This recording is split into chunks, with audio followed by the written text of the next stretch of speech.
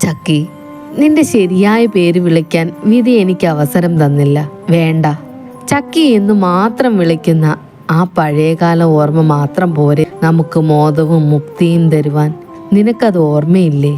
ഇതാ ഇപ്പോൾ സപ്തർഷികളും അശ്വതിയും ശുക്രനും വേറെയും കോടാനുകോടി നക്ഷത്രങ്ങളും ഇമചിമ്മാതെ നിൽക്കുന്ന ആകാശവിധാനത്തിന്റെ ചുവട്ടിൽ മിന്നാമിനുങ്ങുകളും ചീവീടുകളും ദൃശ്യശ്രാവ്യ ചാത്തലമൊരുക്കി നിൽക്കുന്ന ഈ രാത്രിയുടെ ഏകാന്ത സാന്ദ്രതയിൽ, ഒറ്റപ്പെട്ട ഈ വീടിൻ്റെ നിരാതരമായ നിശബ്ദതയിൽ ഞാൻ ഓർത്തുപോകുകയാണ്. ആ അനന്തതയിലെ കേവലമായ ഒന്നിക്കൽ മാത്രമേ നമുക്ക് വിധിച്ചിട്ടുള്ളൂ. അത് ദൈവനിശ്ചയമെന്ന് നീ മുൻകൂട്ടി അറിഞ്ഞിരുന്നുവെന്നോ? എനിക്കവിടെയും എത്തുവാനും ഒന്നിക്കുവാനും കഴിയില്ലെന്ന സത്യം നിനക്ക് മുൻകൂട്ടി തന്നെ അറിയുകയും ചെയ്യുമെന്നോ? ജീവിതത്തെ എത്രമാത്രം സ്വാധീനിച്ച ഒരു സംഭവമായി തീർന്നു നമ്മുടെ ആദ്യത്തെ ആ കൂട്ടുമുട്ടൽ.